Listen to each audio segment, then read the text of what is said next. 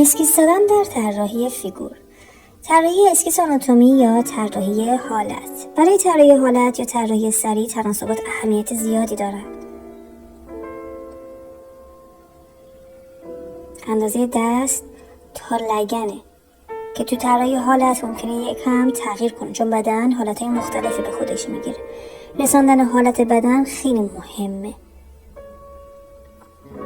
هم باید تناسبات رو در اسکیس زدن رعایت کنیم و هم حالت حرکت در فیگور رو. اسکیس دیگه رو شروع میکنیم. دقت کنید که باید دقیق نگاه کنید و اسکیس آناتومی رو در زمان کوتاهی انجام بدید. باید بتونیم این اسکیس رو به 30 ثانیه برسونیم. ولی در ابتدا میتونیم تایمر رو 1 دقیقه و 30 ثانیه تنظیم کنیم تا ذهن و دست هماهنگ بشن و سرعت عمل بیشتری در اسکیس زدن پیدا کنیم، چون مدل زنده است و باید سرعت عمل داشته باشیم. خب میریم سراغ فیگور بعدی. باید طراحی اسکیس های مختلف رو تمرین کنیم. در اینجا با من این اسکیس ها رو تمرین کنید و تکرار کنید تا به تمرین از روی مدل فیگور زنده برسیم. تمرین اسکیس فیگور در حال دویدن. به حالت دست و پاها دقت کنید، به مفصل ها دقت کنید. به نظر ساده میاد ولی تناسبات رو فراموش نکنید که موضوع خیلی مهمیه در این تمرینات. در واقع شما دارین با این کار تناسبات رو تمرین میکنید. اسکیس بعدی رو شروع میکنیم.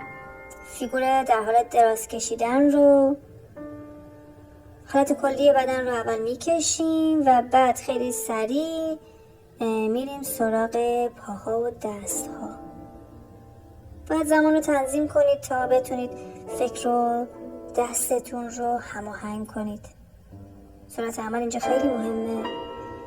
حالت فیگور نشسته و پشت به تصویر رو داریم طراحی میکنیم.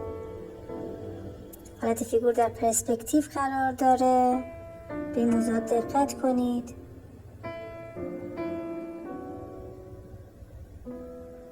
تمرینات ساده به نظر میرسه واقعا، ولی انجام دادنش هم میتونید خیلی راحت انجامش بدین، ولی دقت کنید به اندازه دست ها، پاها و بدن. حالت ایستاده و تکیه زده فیگور بعدی رو داریم میکشیم.